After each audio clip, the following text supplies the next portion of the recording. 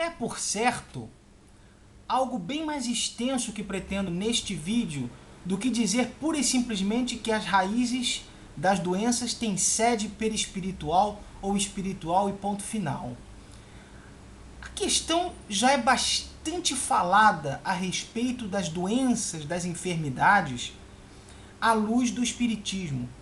Tanto é assim que temos a Associação Médico Espírita, que é realmente de grande alcance e tem realizado inúmeros estudos nesse sentido de aproximar as enfermidades, a sua análise, seu tratamento, sua cura das questões espirituais.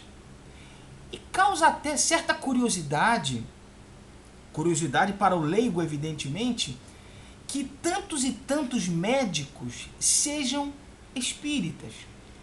Temos um contingente de médicos espíritas realmente significativo, porque é próprio da atividade missionária do médico que se volta sobre as dores, se compadece das dores e adota para si a nobre missão de tratar o ser humano, de curar o ser humano, de lhe oferecer paz de espírito, tranquilidade, livrá-lo das doenças, dos incômodos.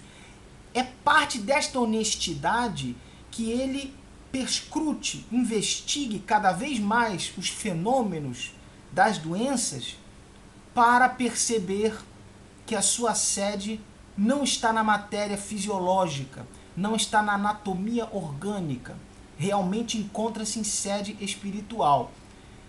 Por isso, talvez, haja tantos e tantos médicos de grande capacidade que são espíritas, que têm esta noção dilatada e esta pesquisa. Pois bem, a título didático, poderemos dividir as enfermidades de várias formas.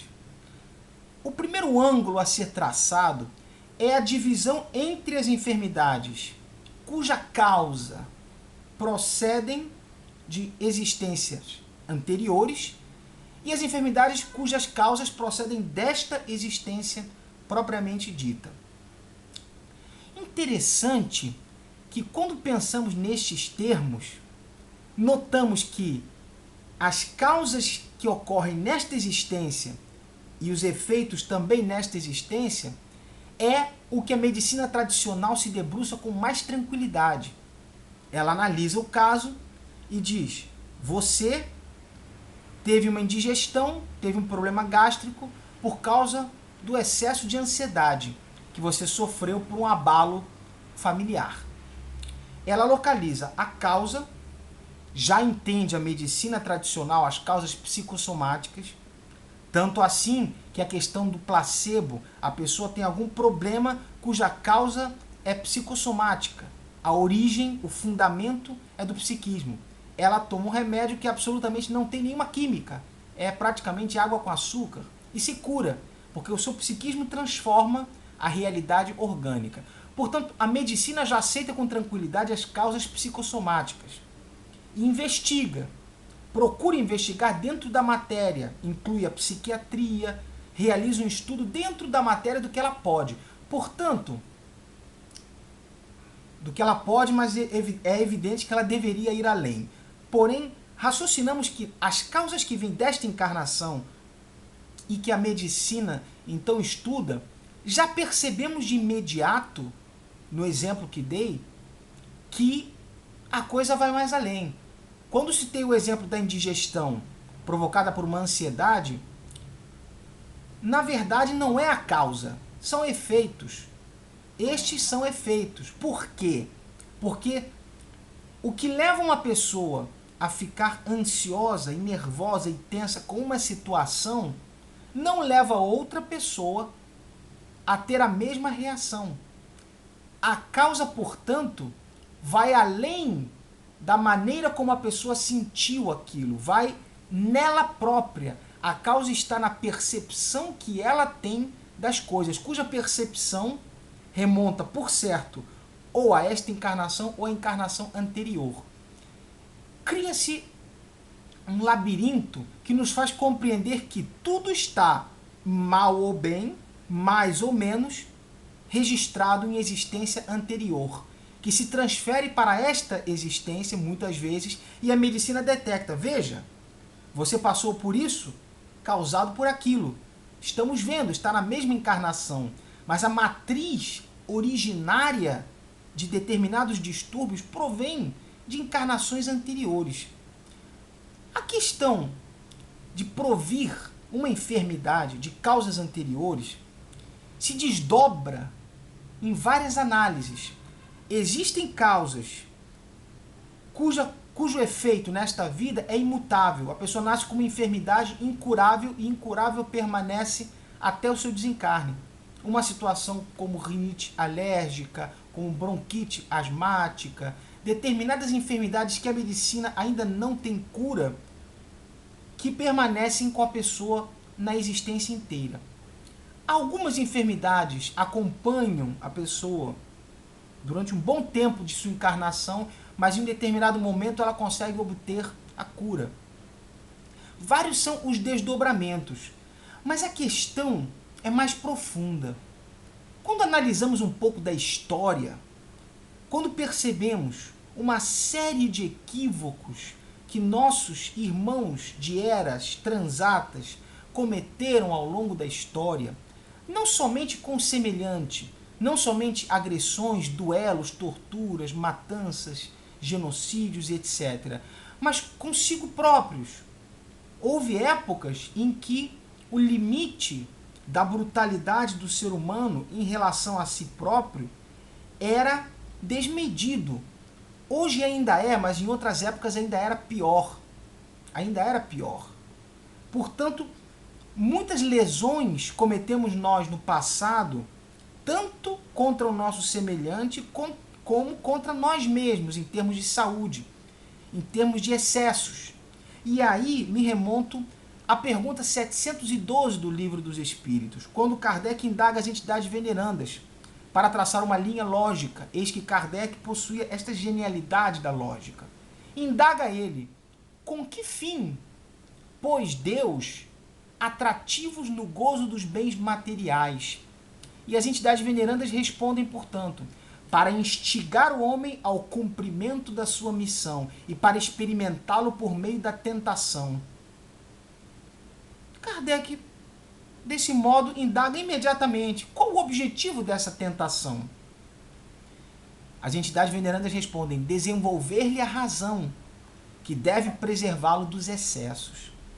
Kardec então traça uma análise de sua própria autoria, naturalmente inspirado, analisando esta passagem, e diz ele, no Livro dos Espíritos, imediatamente após: se o homem só fosse instigado a usar dos bens terrenos pela utilidade que tem, sua indiferença houvera talvez comprometido a harmonia do universo.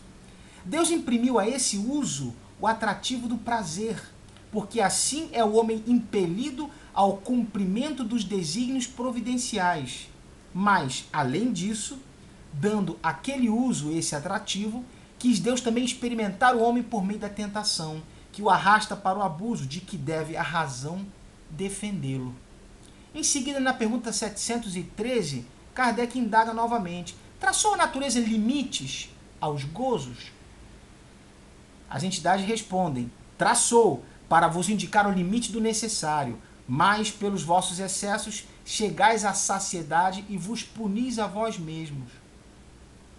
Kardec lança então uma questão bastante clara, na 714, diz ele: que se deve pensar do homem que procura nos excessos de todo gênero o requinte dos gozos? As entidades venerandas então se compadecem e respondem: pobre criatura, mais digna é de lástima que de inveja, pois bem perto está da morte. Kardec então, curioso, indaga: perto da morte física ou da morte moral?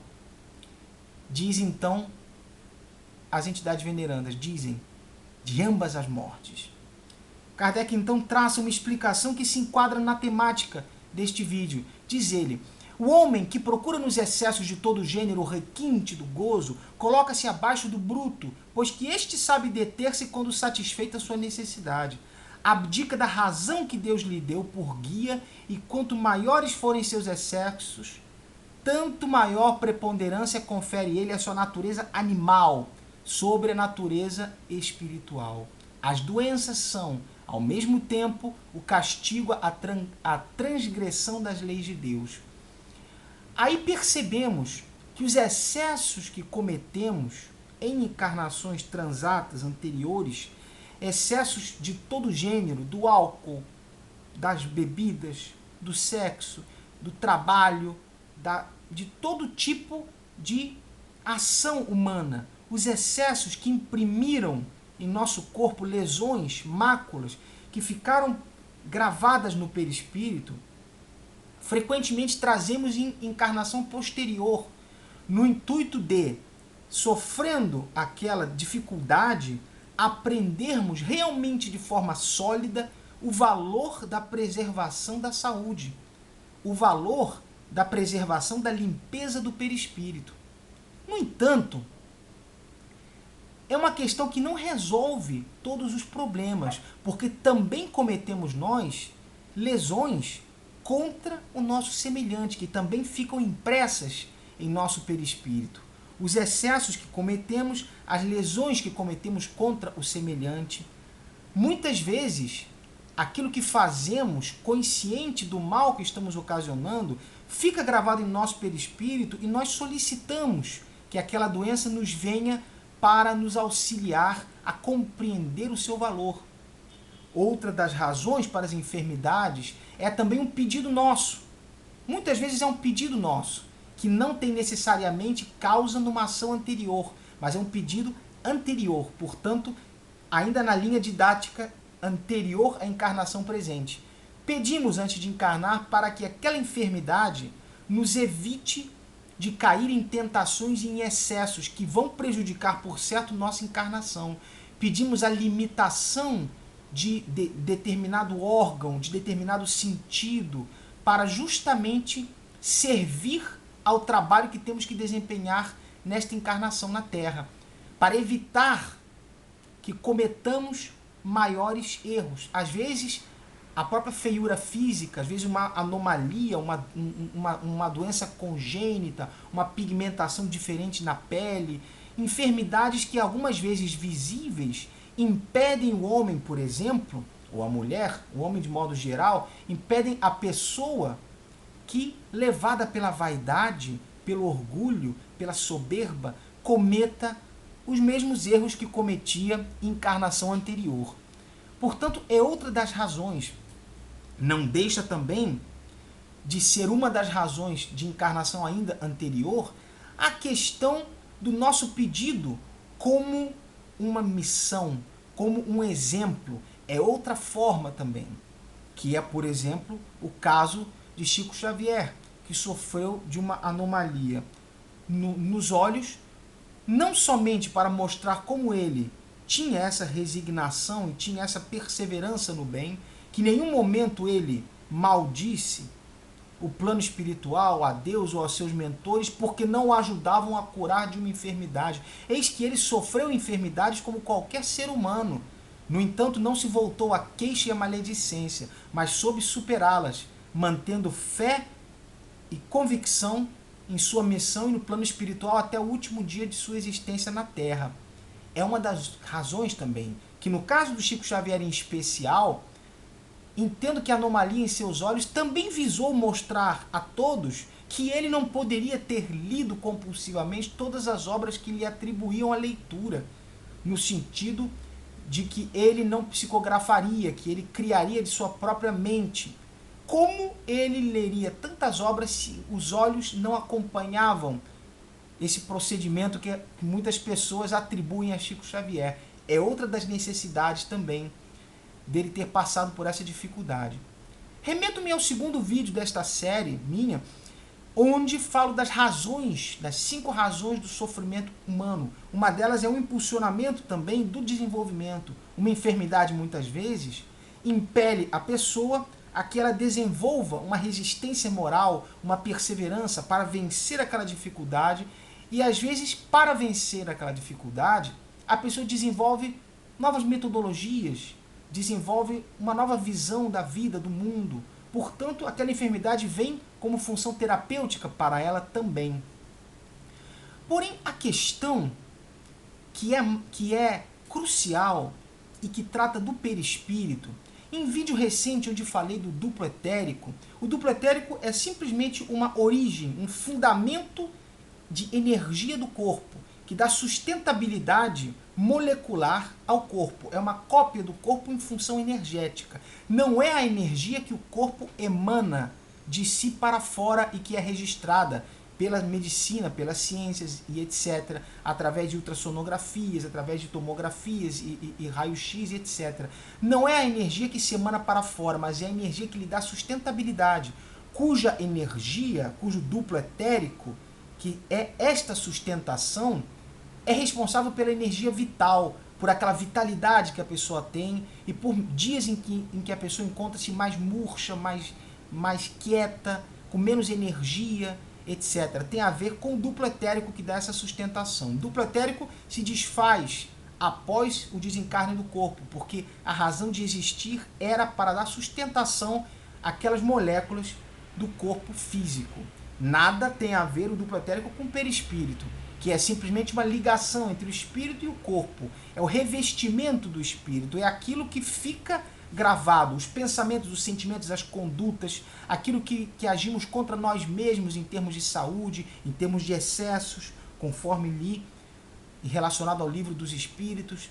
Isso tudo fica gravado no perispírito. As ações que cometemos como suicídios, como ações, no caso do livro Nosso Lar, onde André Luiz relata seu caso de suicídio indireto. Eis que tanto ele agiu contra a sua própria saúde, com noitadas, com bebedeiras, com tuberculose, sífilis e etc, etc, tanto ele agiu com descaso e com desleixo e com pouco cuidado em relação ao seu corpo físico, à sua indumentária carnal, que foi ele, no plano espiritual, considerado um suicida indireto, um suicida involuntário, pois que agiu conscientemente contra si próprio pelo prazer dos sentidos, pelo hábito de convívio social, até o ponto de lesar seu corpo de tal maneira que desencarnou.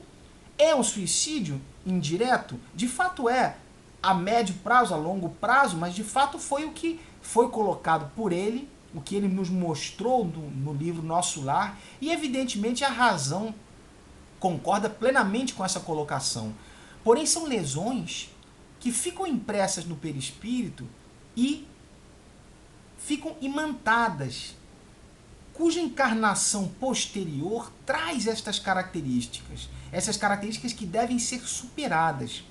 A superação das enfermidades, a necessidade de superação, é o ponto posterior neste vídeo onde falarei da questão da cura, que é fundamental, porque não basta analisar somente as causas dos fenômenos patológicos de enfermidade, mas principalmente também a cura. A questão é que quando falamos em causas já desta encarnação, compreendemos que é perfeitamente simples de detectar em nossa encarnação as causas dos fenômenos patológicos, causas de excessos que cometemos. Porém, a questão se desdobra profundamente. Se desdobra profundamente porque podemos enxergar, isso também nesse ponto, inclui encarnação anterior, que é exatamente a postura do ser humano psíquica, a postura mental, a forma como a pessoa reage às situações difíceis da vida, aos problemas, às dificuldades, a maneira como o pessimismo se aproxima da pessoa e o tempo que o pessimismo leva para afastar-se, as tristezas, os desânimos, como a pessoa reage. Todo aspecto psíquico, todo aspecto psicossomático cria uma ambiência, cria um terreno para que as enfermidades possam se desenvolver. Falando nesse aspecto sobre as causas em encarnação presente. Detectamos, portanto, no exame, e nesse ponto até a psiquiatria auxilia muito, a medicina tradicional auxilia muito, em pesquisar as posturas do ser humano, toda a parte psicossomática, toda a questão da saúde integral, que faz com que o ser humano desagregue a sua estrutura perispiritual. naturalmente as enfermidades vão se manifestar primeiro no perispírito, é a desordem mental, é aquele aspecto que desagrega, que desconjuntura a estrutura perispiritual, que deixa impressa na estrutura perispiritual as causas das enfermidades que vão se manifestar no corpo. Por isso que no meu vídeo sobre a homeopatia demonstro que, como sendo a causa perispiritual, desta forma a homeopatia atua neste patamar, neste nível perispiritual. É por isso que a medicina tradicional e a ciência não detectam a homeopatia, o efeito da homeopatia. Ela não detecta o mecanismo, melhor dizendo, mas é evidente que os efeitos são inegáveis, o que mostra que o perispírito tem aí grande papel. O perispírito e o duplo etérico, pois a energia de sustentabilidade do corpo, a troca, a questão dos chakras, das manifestações de energia, tem muito a ver, melhor do que fazer uma análise muito profunda sobre esses pontos, tem muito a ver com a postura do ser humano no dia a dia. Tem muito a ver com sua realidade, com a maneira como a pessoa na vida se relaciona com seu semelhante, como a pessoa assimila os golpes das dificuldades diárias, os traumas, as questões que comprometem a sua tranquilidade, como ela se porta individualmente, o seu juízo, porque é na individualidade que encontra-se a sede do seu juízo, do seu discernimento, de adaptar uma realidade que para cada pessoa parece diferente. Algumas pessoas recebem uma notícia e podem infartar, outras pessoas recebem a mesma notícia num contexto similar de vida e apenas ficam nervosas, outras pessoas compreendem com mais facilidade. E não somente isso, mas algumas pessoas demoram mais tempo para se livrar daquela impressão negativa causada por um acontecimento. Outras pessoas ficam nervosas, mas daí a 15 minutos não se lembram mais, não se ocupam mais com isso.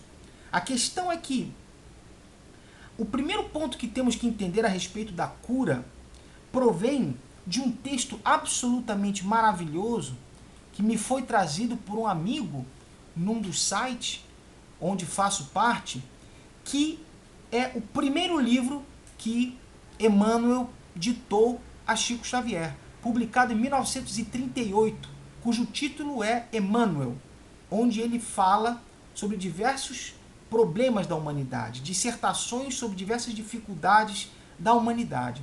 No capítulo 23, onde fala ele sobre medicina espiritual, e neste momento iniciamos a análise da questão da cura, o texto diz o seguinte, absolutamente perfeito, naquela época, nos primórdios ainda das psicografias de Chico Xavier. Diz Emmanuel, lerei o texto e depois faremos uma pequena análise. Diz Emmanuel, a saúde humana nunca será o produto de comprimidos, de anestésicos, de soros, de alimentação artificialíssima. O homem terá de voltar os olhos para a terapêutica natural, que reside em si mesmo, na sua personalidade e no seu meio ambiente. Há necessidade nos tempos atuais de se extinguirem os absurdos da fisiologia dirigida. A medicina precisa criar os processos naturais de equilíbrio psíquico, em cujo organismo, se bem que remoto para suas atividades anatômicas, se localizam todas as causas dos fenômenos orgânicos tangíveis. A medicina do futuro terá de ser eminentemente espiritual, posição difícil de ser atualmente alcançada, em razão da febre maldita do ouro. Mas os apóstolos dessas realidades grandiosas não tardarão a surgir nos horizontes acadêmicos do mundo, testemunhando o novo ciclo evolutivo da humanidade. O estado precário da saúde dos homens, nos dias que passam, tem o seu ascendente na longa série de abusos individuais e coletivos das criaturas, desviadas da lei sábia e justa da natureza. A civilização, na sua sede de bem-estar, parece haver homologado todos os vícios da alimentação, dos costumes, do sexo e do trabalho. Todavia, os homens caminham para as mais profundas sínteses espirituais. A máquina que estabeleceu tanta miséria no mundo, suprimindo o operário e intensificando a facilidade da produção, há de trazer igualmente uma nova concepção da civilização, que multiplicou os requintes do gosto humano, complicando os problemas de saúde.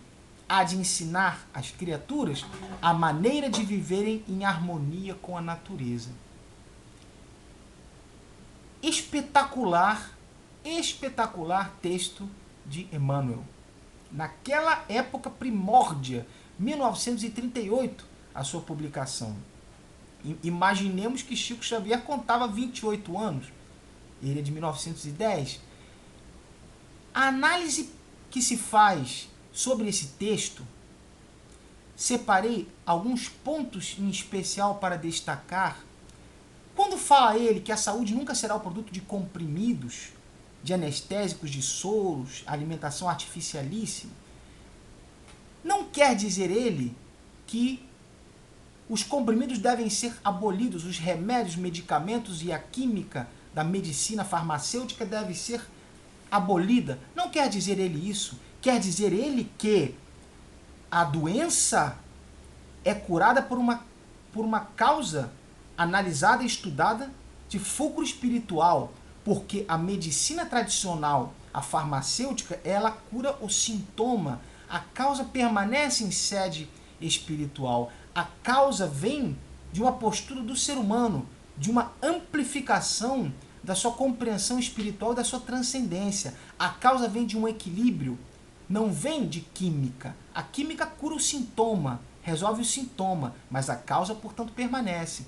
Quando fala ele que o homem terá que voltar os olhos para a terapêutica natural que reside em si mesmo, na sua personalidade e no seu meio ambiente, numa frase simples carrega verdades incontestáveis, porque fala ele em terapêutica natural. A terapêutica natural, e nesse ponto aqui, enxergo perfeitamente a homeopatia, enxergo a fitoterapia, enxergo o uso de ervas naturais, de chás, de terapias naturais como a acupuntura, como terapias que lidam com a individualidade de maneira não invasiva, não agressiva, que procuram despertar no organismo o seu próprio mecanismo de defesa natural, a terapêutica natural. Quando fala ele que reside em si mesmo, na sua personalidade e no seu meio ambiente, si mesmo e personalidade pareceriam a mesma coisa, mas na verdade não são,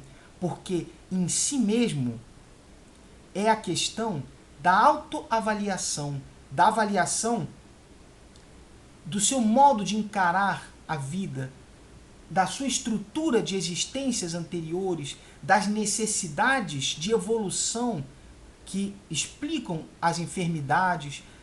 Pensar em si mesmo como autoconhecimento é procurar descobrir, importante isso, procurar descobrir por que esta doença está em minha vida. Ela provém de um equívoco anterior, ela provém de uma necessidade de purgação, ela provém de que causa? Essa análise de si mesmo vai nos mostrar o papel que a enfermidade ocupa em nossa vida, nos evitar de cometer erros, limitar nossa vaidade, nosso egoísmo, nos ensinar o valor da humildade, da paciência.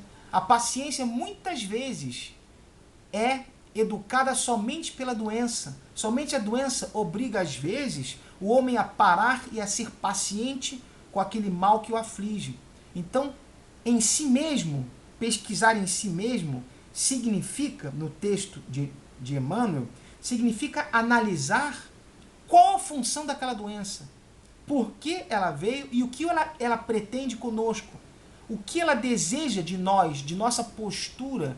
Isto é fundamental que se analise em si mesmo, porque deste modo saberemos o que fazer, saberemos qual é o papel. Se a enfermidade não tem cura, de nenhuma maneira haverá a cura nesta encarnação, saber como lidar com ela, sem revolta, mas utilizando-nos dela para o que ela pretende, para o desenvolvimento de alguma virtude de caráter, a paciência, a resignação, a humildade, enfim, pesquisar em si mesmo. Qual é o resultado? O resultado é que a doença deixa de ser aflitiva. Por pior que seja, não que eu não esteja na pele dos que sofrem e possa falar. A questão é que quando entendemos em nós mesmos a razão, a causa e o objetivo daquela doença, daquele problema de saúde, passamos a viver com serenidade, porque não nos sentimos mais injustiçados, não rogamos pragas mais, não maldizemos mais a divindade ou quem quer que seja, porque entendemos a importância daquilo. Então nossa alma se asserena, nosso ser se asserena, nossa pessoa fica livre de conflitos transindividuais, individuais, e nesse momento atingimos um equilíbrio psíquico em relação àquela doença, porque entendemos o seu percurso. Isso é o que diz Emmanuel. O homem terá de voltar os olhos para a terapêutica natural que reside em si mesmo. Esse é o ponto. Na sua personalidade. Esse é o outro ponto. A sua personalidade é a maneira como a pessoa reage. Ou seja, a maneira como ela reage, a forma conflitiva ou resignada, a forma de luta para resolver um problema de saúde com otimismo e com tranquilidade, esta forma benéfica ou maléfica, com revolta ou sem revolta, esta forma é que se aplica à análise de si mesmo e à compreensão da doença. Compreendê-la e retirar dela aquele aspecto de aflição moral, de aflição individual, de trauma, de desespero. Retirar do ser essa postura negativa que a doença tenha com ele. A doença é uma anomalia que está manifestada. É uma anomalia que estamos percebendo a sua natureza patológica, sua natureza biológica, bioquímica, etc. Mas daí a transformar essa enfermidade num ponto de conflito e de desespero psíquico é outra coisa. Isto é o que diz Emmanuel. Si mesmo, na sua personalidade, analisar e normalizar o psiquismo dessa doença dentro de nós e passarmos a vê-la como um fenômeno necessário, porque está acontecendo, se está acontecendo é necessário, mas que quer de nós alguma coisa. Ou a luta com otimismo e com esperança para a sua solução, ou a resignação, caso ela seja impossível de se solucionar, e, sobretudo, também a necessidade de, muitas vezes com conduta, purificarmos o perispírito e nos tornarmos mais merecedores de que essa doença abandone o nosso corpo físico. Muitas vezes as cirurgias espirituais têm essa finalidade. Quando atingimos um patamar onde a nossa limpeza perispiritual, a nossa condição de conduta humana, nossa condição de obedecer à palavra do Cristo e não apenas pronunciar o seu nome, quando chegamos nessa condição, a cirurgia espiritual pode curar-nos. E nesse momento atingimos a cura por merecimento, porque o nosso bem conseguiu anular o mal que fizemos. Esse é outro ponto. E é por isso que Emmanuel diz: a terapêutica natural reside em si mesmo, na sua personalidade e no seu meio ambiente. Meio ambiente porque não somente tem a ver com a conduta, mas tem a ver com as terapias naturais, que vêm do meio ambiente. E não somente terapias como cromoterapia, acupuntura, medicina ortomolecular, uma visão holística da medicina, não somente a questão da natureza para tratamento, mas a natureza como lazer, como espairecimento da mente conturbada, caminhar descalço sobre areia, passear por campos, respirar o ar balsâmico dos bosques, das fazendas, tomar contato, sobretudo o homem urbano que tem essa dificuldade, tomar contato com a natureza, respirar o ar puro, ouvir a melodia dos pássaros, mas não ouvir com os ouvidos, ouvir com o sentimento. Ouvir a melodia dos pássaros, ouvir o ruído do vento nas folhas e nas árvores, não somente com os ouvidos, mas com a alma, com o sentimento. Deixar-se invadir pela natureza, como mãe natureza, como filha do Criador, de modo a absorver aqueles fluidos balsâmicos, fazer uma oração com a pessoa amada aos pés da sombra de uma árvore, todo tipo de contato com a natureza, de maneira que, quando Emmanuel fala no meio ambiente, refere-se ele ao contato da natureza e também à troca com a natureza e o uso das medicinas e dos tratamentos que lidam de dentro para fora, que procuram extrair da pessoa a cura e não inocular-lhe a cura, extrair dela a cura, desenvolver nela os mecanismos psíquicos, os mecanismos fisiológicos para que ela possa curar-se, como por exemplo a psicoterapia. A psicoterapia permite que a pessoa, ao desenvolver a sua série de conflitos, ao colocá-los de maneira verbal, pelo guia que é o psicoterapeuta, faz ela uma catarse, uma lavagem de todo aquele mal que ela traz psíquico consigo. De maneira que ao falar, sobretudo se ela não tem no psicoterapeuta uma amizade ou algum tipo de contato ou de conhecimento, porque se ela nada sabe sobre o psicoterapeuta, quando ela vai revelando os seus conflitos, não é do jeito que ela imagina que o psicoterapeuta iria gostar de ouvir, mas é do jeito dela. É pela linguagem dela, pela concepção dela. E assim ela revela, e assim ela fala. E sozinha vai encontrando as soluções. Naturalmente, a orientação espiritual sempre está presente nesses casos e auxilia que a pessoa vá encontrando a lucidez. Conhecereis a verdade, como disse o Cristo, e a verdade vos libertará. A pessoa encontra sua própria verdade individual que lhe soluciona os conflitos. É também no meio ambiente, o meio ambiente em volta dela que faz com que a sua revelação do conflito volte-se para si e ela encontre a cura. Emmanuel prossegue falando e diz que a medicina precisa criar os processos naturais de equilíbrio psíquico. Processos naturais de equilíbrio psíquico. Ou seja, não se trata do equilíbrio psíquico pelo uso de químicas pesadas, mas o equilíbrio psíquico de maneira a não lesar o organismo, porque a química pesada de medicamentos, que ocasionam muitas vezes efeitos colaterais, elas atuam de maneira lesiva nos tecidos perispiríticos. E é por isso que, às vezes, uma química pesada que cura um sintoma de uma doença ocasiona outro sintoma, porque lesa as fibras perispirituais, a estrutura perispiritual. Portanto, quando diz Emmanuel processos naturais de equilíbrio psíquico, quer dizer ele que a natureza, os processos não invasivos, é que devem fazer com que a pessoa humana atinja o seu equilíbrio psíquico. Como dizia o Buda, o caminho do meio, o equilíbrio psíquico é aquele equilíbrio que nem faz a pessoa ser apática diante de um conflito e nem faz que ela se desespere e tenha distúrbios orgânicos de várias ordens por conta de um conflito.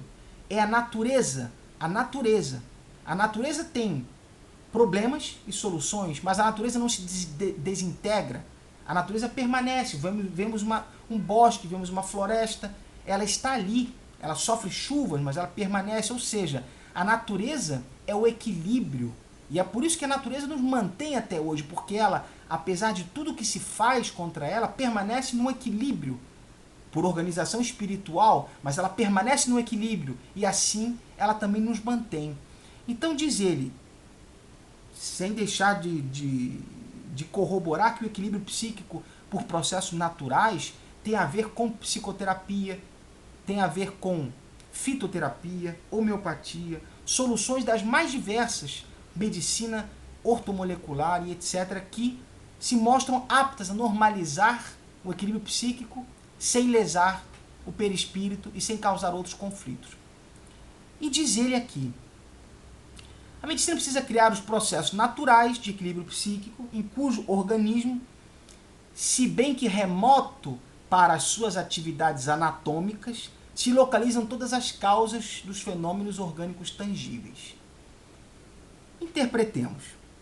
Quando diz ele que as causas dos fenômenos, esses fenômenos de enfermidades, encontram-se remotas nas atividades anatômicas, é porque encontram-se no perispírito. Diz ele que no organismo estão as causas, porque essas causas estão remotando de maneira direta ao perispírito. Isso é o que ele diz aqui. Ele diz que no organismo estamos vendo ali as causas. Se soubermos enxergar essas causas na matriz perispiritual, se soubermos fazer o percurso de volta para entender que no perispírito é que reside a causa de tudo. E diz ele em seguida que a medicina do futuro terá de ser eminentemente espiritual, posição difícil de ser atualmente alcançada, em razão da febre do ouro, etc. E diz ele, os apóstolos dessas realidades grandiosas não tardarão a surgir nos horizontes acadêmicos do mundo. Quando li pela primeira vez esta expressão, a resposta imediata que me veio, medicina ortomolecular. Ou seja, estes apóstolos que fazem com que esta questão de solução das enfermidades passe para um caminho cada vez mais espiritualizado, passa naturalmente pela medicina ortomolecular, que avalia outras causas dos fenômenos, mas também passa pelos tratamentos espirituais, pela maneira como o indivíduo modifica sua postura perante o mundo, começa a compreender melhor que a sua conduta, o ódio que guarda, os ressentimentos, as dores morais, se voltam contra ele frequentemente, causando-lhe desconforto e automaticamente enfermidade. Diz ele, quando prossegue no texto, fala do estado precário da saúde que se deve à longa série de abusos individuais e coletivos das criaturas. Percebemos, portanto, que somos herdeiros daquilo que nós fizemos com o nosso organismo no passado e com o organismo, naturalmente, dos outros. Somos herdeiros disso tudo. E fala ele que a civilização aqui, na busca do bem-estar, criou excessos de satisfações a seus gozos e automaticamente criou débitos. Multiplicou os requintes do gosto humano, diz ele, complicando os problemas de saúde. E termina ele falando da maneira mais perfeita. Há de se ensinar às criaturas a maneira de viverem em harmonia com a natureza. Esse ponto principal que nos traz Emmanuel no texto cujo título é Medicina Espiritual, nos faz compreender que a cura, em primeiro lugar, nem sempre é possível, pois às vezes aquela enfermidade em nossa vida tem uma necessidade de existir.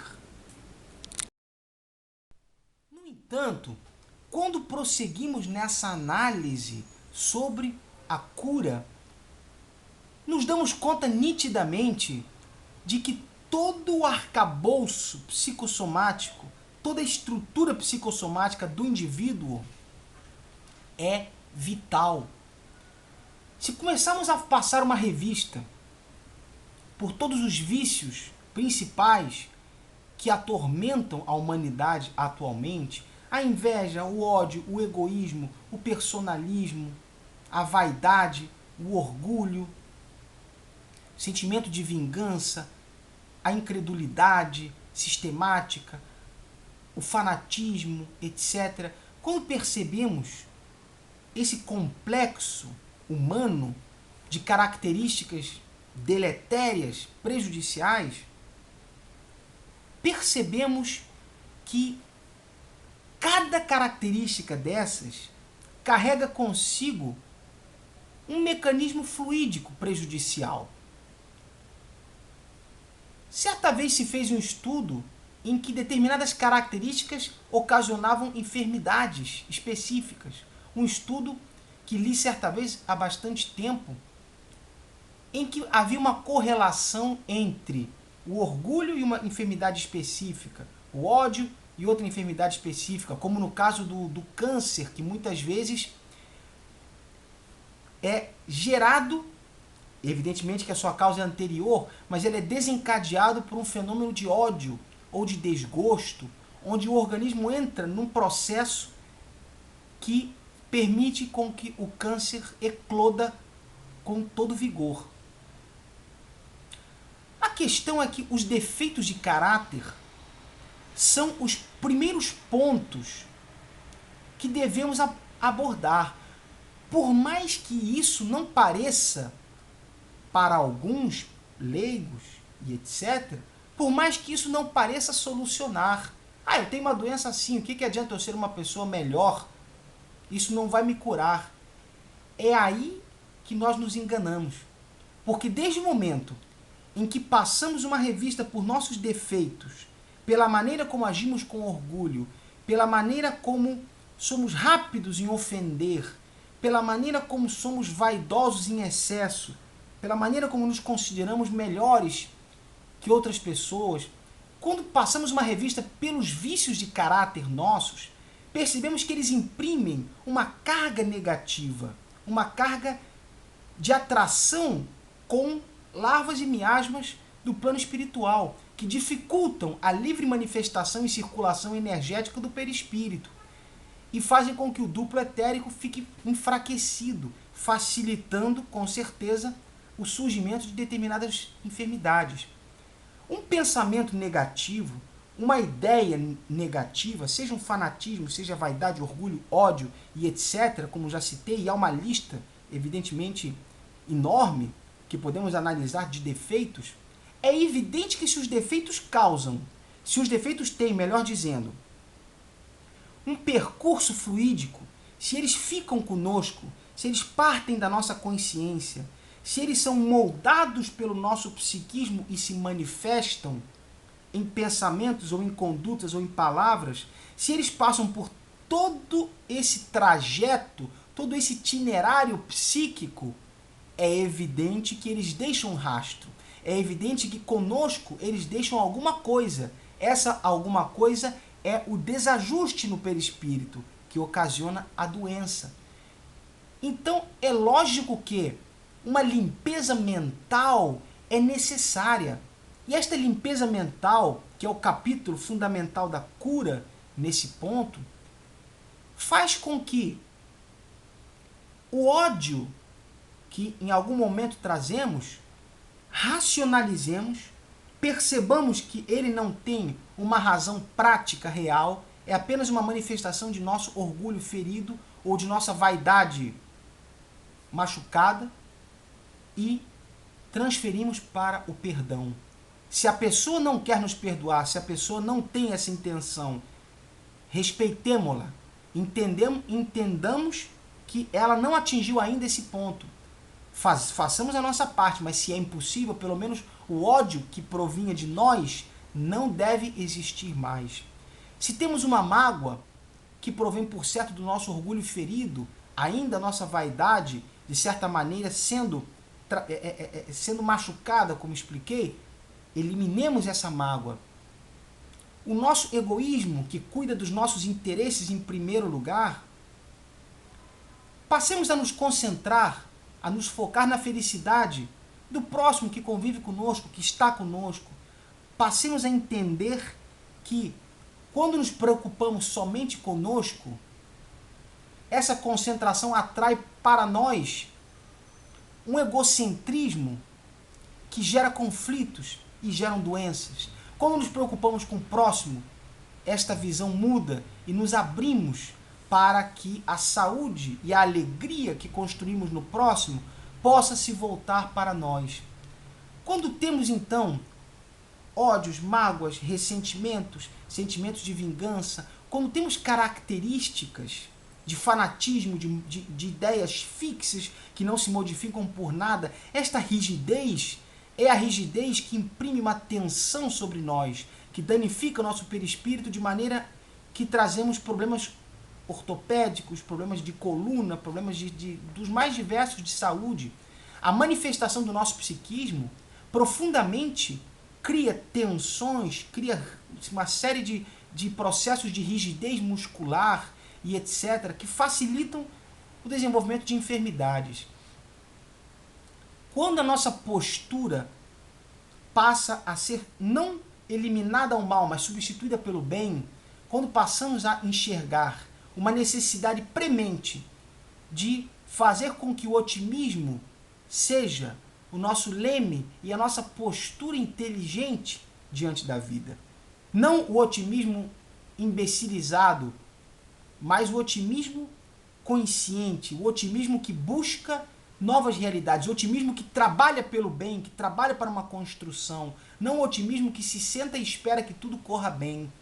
Quando temos o otimismo, quando procuramos trabalhar a alegria de viver, e o Espiritismo nesse ponto, ao demonstrar que nossa vida é eterna, as construções são constantes, passamos a entender que estamos agora na oportunidade da encarnação, trabalhando com as dificuldades enormes que muitos de nós atravessamos, mas com o objetivo de galgar planos melhores que nos esperam de acordo com o nosso trabalho e que, por certo, as recompensas vêm proporcionais ao esforço, o esforço não se perde, aquilo que construímos de obras, de amor, de caridade, de carinho, de tudo, de educação, nada disso se perde. Então a alegria de viver passa a ser a única opção, porque a tristeza muitas vezes, sem que percebamos, ela ocorre porque estamos enxergando muito perto, estamos vendo a mesquinharia do dia a dia.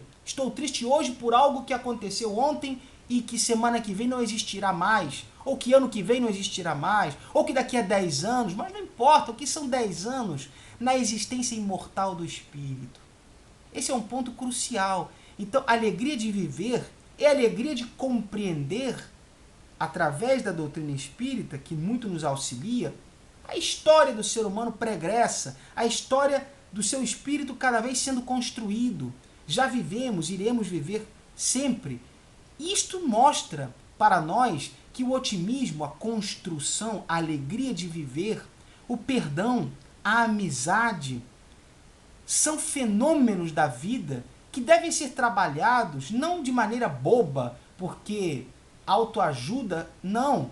Devem ser trabalhados porque isto é a inteligência que nos faz construir com fluidos benéficos, com carinho, com gratidão, com amor, no nosso semelhante e à nossa volta e dentro de nós, destinos mais iluminados, de maneira que nossa conduta vai nos purificando o perispírito, a gratidão do semelhante vai nos auxiliando a purificar o perispírito, vai energizando o nosso duplo etérico, vai ampliando nosso brilho perispiritual, e desse modo as enfermidades que porventura permanecem não são capazes de abalar o nosso bom humor, de abalar nossa alegria, nossa gratidão diante da vida. Porque por mais que as dificuldades nos torturem de maneira dolorosa, nos façam sofrer, este vídeo,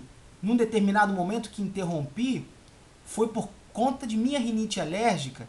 Fui obrigado a interromper o vídeo para assoar o meu nariz. No entanto, estou aqui e nem por isso estou maldizendo.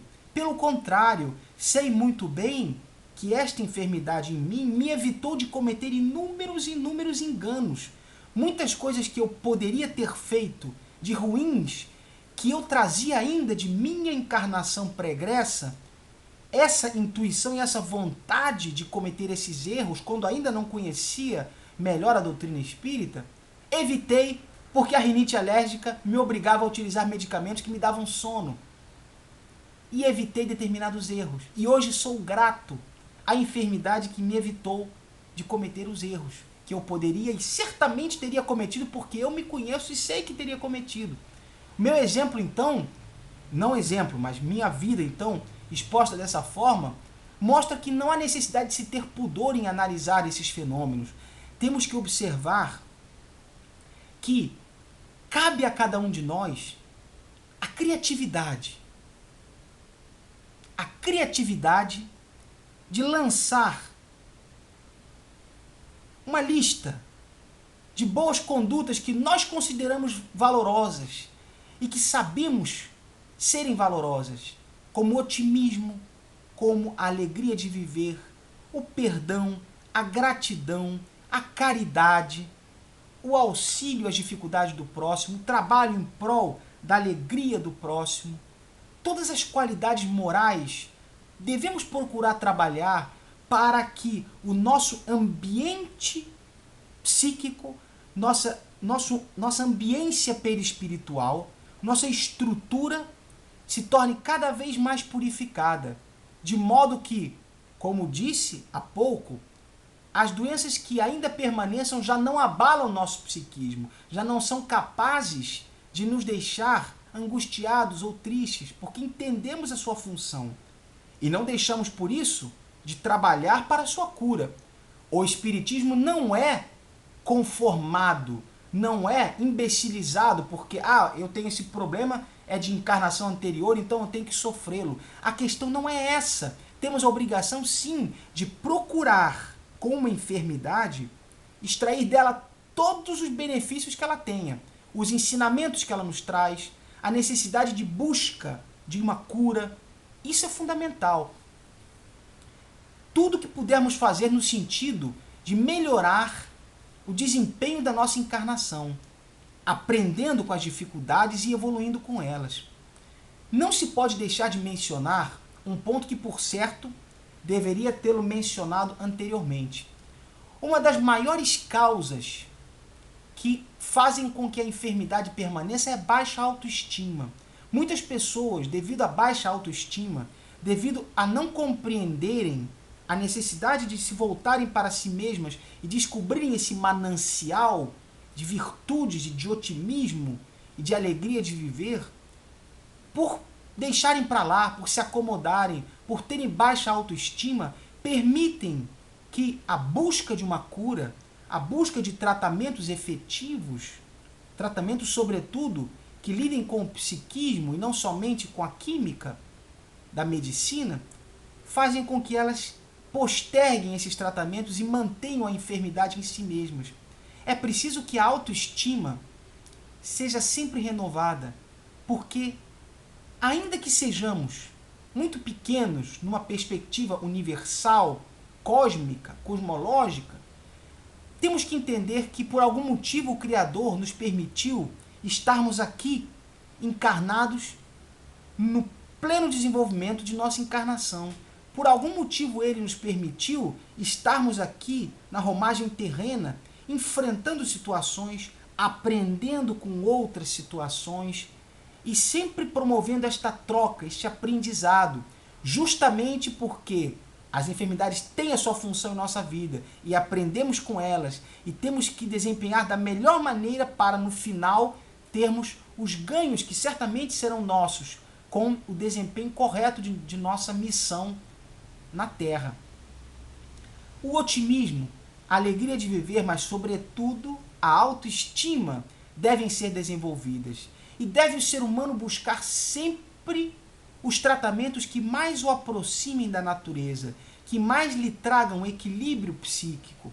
Há pessoas cuja ansiedade é de tal maneira exacerbada, por certo provém de encarnações anteriores, muitas situações de ansiedade vividas, às vezes em problemas sérios, às vezes em guerras, em situações onde a pessoa esperava o ente querido que estava na guerra, esperava e ele um dia não voltou mais. E a pessoa permaneceu naquele estado de ansiedade, de não saber como criar os filhos. Inúmeras situações que geraram ansiedades que muitas vezes as pessoas trazem em encarnação presente. Devem elas fazer um exame no sentido de que a ansiedade deve ser tratada da maneira mais natural, pelos mecanismos mais naturais, pela fitoterapia, pela psicoterapia, buscar pela cromoterapia quais são as cores que incentivam a um melhor relaxamento. Há pessoas que em seus quartos colocam cores vermelhas, cujas cores carregam uma imantação energética de excitação, conforme a cromoterapia nos diz. Cores azuis conduzem ao relaxamento, mas não azul excessivo, que favorecem ao desencadeamento de fenômenos depressivos. Não que a depressão seja ocasionada pela cor azul, mas facilita o desencadeamento de fenômenos que levem a pensamentos depressivos e etc. Toda essa realidade deve ser desenvolvida através de tratamentos naturais que produzam na pessoa um equilíbrio psíquico, conforme colocou Emmanuel, processos naturais, colocou ele. A medicina precisa criar os processos naturais de equilíbrio psíquico. Pois bem, cada vez mais está criando esses equilíbrios. No caso da acupuntura e de todas essas medicinas, massagens e etc., que vão conduzindo a uma cura cada vez mais a partir do psiquismo para o corpo. Encerrando esse capítulo, não se pode deixar de dizer que as doenças frequentemente provêm de causas de obsessão. Muitas vezes a enfermidade ela é ocasionada pela presença de obsessores. Sejam obsessores da maneira como os estudamos, sejam os ovoides dos quais falei em outro vídeo, que se imantam na pessoa e pela similaridade fluídica lhe acarretam enfermidades, a proximidade das larvas e miasmas espirituais. Eis que as larvas e miasmas espirituais são os componentes deletérios da espiritualidade que não são compostos de inteligências. No plano espiritual temos as inteligências incorpóreas, que são os espíritos revestidos de seus perispíritos. Mas aquilo que não é espírito e que também se encontra no plano espiritual são também as larvas e miasmas, são as formas que, por imantação e por atração magnética, de acordo à nossa posição de pessimismo, de ódio, de idioplastias repetidas, de monoideizações repetidas, de ideias repetidas, de ódio e de todo tipo de pensamento deletério, trazemos uma similaridade que aproxima essas larvas e miasmas. Portanto, nossa postura facilita a obsessão. Já me perguntaram certa vez por que certas pessoas, aparentemente devotadas ao bem, carregam consigo enfermidades de natureza obsessiva e obsessões também. Eis que muitas vezes, certas pessoas trazem uma conduta voltada ao bem, mas uma vaidade também muito exacerbada, pois não admitem, de maneira alguma, serem vítimas de obsessão. Não admitem que sua fraqueza moral possa conduzi-la a um estágio vibratório que permita a aproximação de um obsessor. Seus orgulhos, muitas vezes, fazem com que elas se creiam imunes à ação de obsessores. Elas dizem, não, eu sou impermeável a isso, obsessor é para gente inferior. Elas dizem isso. No entanto, elas, imantadas de vaidade e de orgulho, às vezes, facilitam a aproximação dos obsessores. Os obsessores, de um modo ou de outro, precisam de um plug, precisam de uma conexão, salvo nos casos em que, por uma questão de lei de causa e efeito, permite à espiritualidade que aquele fenômeno se manifeste, aquele fenômeno de doença se manifeste como obsessão, através de uma obsessão, na pessoa encarnada.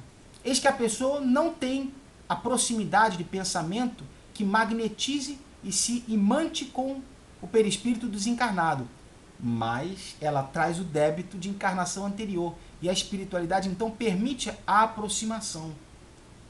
Permite no sentido de que aquela enfermidade sirva para a evolução do encarnado, porque se não servir e não for adequada para uma situação pedagógica, a espiritualidade desse modo não permite. É tudo regrado. Por mais que para nós as coisas pareçam vindas do acaso, tudo é regrado, tudo é regrado. Aquele espírito que obsidia uma pessoa e se aproxima dela e com isso carreia energias que ocasionam doenças, ou ela os atraiu com seus pensamentos, ou ela, pessoa encarnada, atraiu o obsessor com seus pensamentos, ou ela necessita daquele fenômeno patológico, aquela doença, para resgatar e purgar alguma situação anterior. Porque frequentemente o obsessor, votado ao ódio, permanece indissolúvel para ficar com aquela pessoa e lhe causar aqueles problemas e aqueles males. E muitas vezes ela também se deixa levar por pensamentos negativos e de pessimismo, mas há casos em que realmente a imantação obsessiva atende a uma necessidade do encarnado de evolução. Portanto, a consequência, ou melhor, a conclusão de todo esse estudo a respeito das enfermidades é de que temos, em primeiro lugar, que conhecer a doutrina espírita para que estas realidades sejam mais claras e sejam mais inteligíveis para nós e que possamos saber aplicá-las melhor, pois a doutrina espírita traz em si um ângulo muito extenso de aplicabilidade, e nisso é a doutrina, se assim puder dizer, campeã, porque a doutrina espírita, ela não só nos mostra as causas, ela não só nos mostra o percurso, mas ela nos traz roteiros muito extensos e muito compreensíveis de diversos autores, Joana de Ângeles, através de Divaldo Franco, André Luiz, com seu livro Sinal Verde, maravilhoso, que mostram condutas, posturas, onde o ser humano encarnado já começa a praticar uma postura de vida, uma conduta de vida voltada à limpeza de pensamentos, ao desenvolvimento das virtudes morais, ao desenvolvimento do otimismo, do querer bem, do amor, da fraternidade, da caridade, do perdão, de livrar-se das sujeiras mentais e do lixo de vinganças e de sentimentos ruins que carregamos muitas vezes conosco. A doutrina espírita nos traz um roteiro em muitas obras, muito fiel e muito bonito, sobretudo Emmanuel e outros autores também, neste sentido. Porque ela nos diz, vocês entenderam as causas, agora para melhorar na vida e para ter uma encarnação melhor, o caminho é este, este e este. E dessa maneira ela nos faz o que em lugar nenhum se faz, que é prescrever de maneira prática, de maneira muitas vezes coloquial. Há autores como André Luiz e muitos outros dentro da doutrina espírita que nos trazem roteiros de conduta benéfica, conduta moralizadora na vida cotidiana, com tanto realismo, com tanta naturalidade, de uma maneira tão acessível a qualquer pessoa, por menos cultura que tenha, por menos inteligência que tenha, digamos assim, qualquer pessoa consegue compreender determinados preceitos que nos induzem a condutas de bem, condutas de caridade, de gentileza e etc. E a prescrição dessas condutas é tão realista, tão coloquial, tão moderna, que por isso entendemos a necessidade de uma doutrina espírita cada vez mais desenvolvida, para poder falar ao homem do século XX, dizer-lhe, em sua linguagem, com seu entendimento, como deve ele comportar-se de maneira moralizadora diante da vida, de forma a ter uma encarnação mais aproveitável. Este ponto é fundamental. Portanto, a conclusão que chegamos é que o manancial da doutrina espírita, e nesse ponto vou pontuar Emmanuel, André Luiz, Joana de Ângeles, através de Divaldo Franco, autores dos mais diversos psicografados por Chico Xavier e por Divaldo Franco também, que prescrevem condutas. Não deixem de ver o pequeno livro de grandíssimo significado chamado Sinal Verde, um dos últimos psicografados por Chico Xavier, da autoria do espírito André Luiz, um dos últimos de André Luiz, melhor dizendo, que é maravilhoso, prescreve condutas onde asserenamos os ânimos no lar, onde procuramos tratar o semelhante com uma educação e uma ética que cria nele uma imantação benéfica conosco, onde podemos usar a palavra não para ofender, mas para acalmar, nos prescreve com tanta lucidez condutas que entendemos então o que é a doutrina espírita. A doutrina espírita, num resumo bem apertado, é a demonstração das causas dos fenômenos, da eternidade da vida e da limitação temporal da encarnação, as implicações desses fenômenos no desempenho de uma missão terrena que temos no momento, a necessidade de termos uma nova postura E nisso ela nos ensina, e nestes vários livros, como ter essa postura diante da vida, coisa que os outros não fazem. Os outros falam de maneira parabólica e metafórica, traçam ideias que tornam-se muitas vezes inteligíveis. Quando se fala em perdoar, é preciso que a doutrina espírita nos traga como perdoar. E nisso ela explica.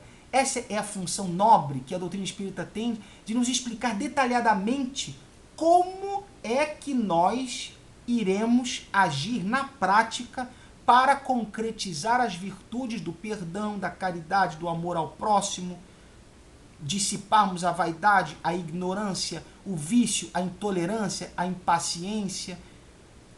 Traz-nos a doutrina espírita roteiros seguros de conduta explicada tintim por tintim, como agir em nossa vida. E nós percebemos que a coerência é tão grande que realmente aquilo vai nos fazer ter uma vida onde o amor seja o norte e não apenas um acidente de percurso. E desse modo, caminhamos para uma postura mais saudável diante da vida, cuja postura saudável imprime uma cura de dentro para fora, uma cura do ser integral, do ser diante da vida, diante da eternidade. As doenças são temporárias, mas o ser humano, cujo espírito nele vive eternamente, é herdeiro de tudo isso e irá viver pela eternidade para sempre. Então, essa compreensão da transformação da conduta, cujo auxílio a doutrina espírita nos dá com todas as ferramentas, é o norte da doutrina espírita. Doenças. Qual é a cura? Principalmente a transformação da conduta e do padrão vibratório e perispiritual da pessoa encarnada. A transformação que ensine aos obsessores que nós melhoramos e que facilite o desprendimento deles e a doutrinação deles. E que assim possamos galgar situações mais saudáveis. Este é o norte da doutrina espírita. A reforma íntima, a reforma moral, a postura diante da vida moralizadora e ética. Posso lesar o meu semelhante, ninguém ficará sabendo, mas não lesarei o semelhante. Pelo contrário, procurarei auxiliá-lo no que eu puder. Essa postura é que vai criando uma ambiência saudável, limpa, e assim vamos transformando o perispírito e nos tornando mais saudáveis. Isto cura todas as enfermidades do mundo? Não, mas facilita que um tratamento faça efeito. Facilita que uma cirurgia espiritual faça efeito. Facilita que uma psicoterapia ou uma psiquiatria com a necessidade de um determinado medicamento faça efeito. Porque muitas vezes nossa postura moral é tão degradante que a química não faz efeito. A química nos entorpece e depois que termina o efeito voltamos à causa anterior de conflito. Portanto, a postura é o que vai sedimentar a cura. É o que vai fazer com que a cura seja constante e caminhe para uma limpeza espiritual. De maneira que ao chegar na espiritualidade não tenhamos tantas lesões enfermiças em nosso perispírito. Essa é a compreensão de âmbito geral que procuro trazer.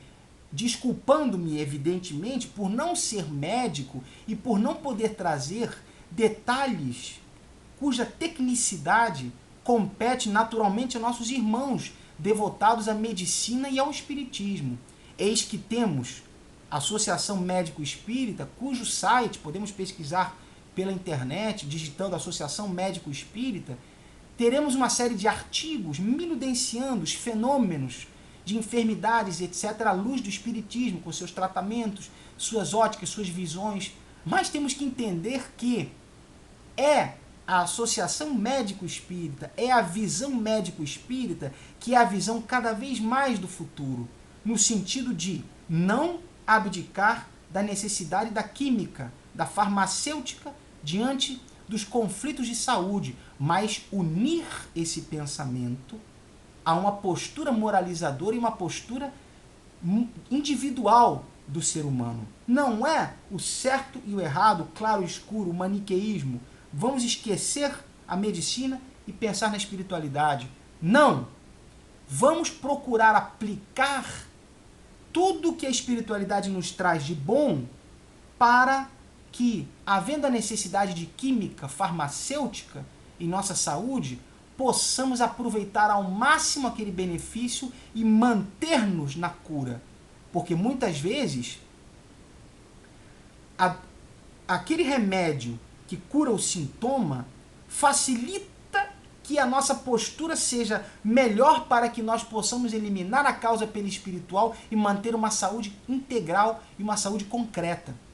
Porque se o remédio cura o sintoma e permanecemos enclausurados naquele vício de caráter, o sintoma regressa e o remédio é aplicado de novo e de novo até ocorrer o vício. Muitas pessoas são viciadas em determinados medicamentos porque não adquiriram uma postura cuja cura parta de dentro para fora. Todos esses fenômenos são analisados por esta associação absolutamente meritória e fantástica, da qual podemos aurir grandes conhecimentos. A visão deste vídeo que pretendi foi mais uma visão abrangente, de maneira que possamos entender a matriz originária das doenças, qual a causa e qual deve ser a nossa postura diante da vida nesse sentido. Desejo a todos, naturalmente, muita saúde, muita paz e muito obrigado pela atenção dispensada. Fiquem com Deus. Grande abraço.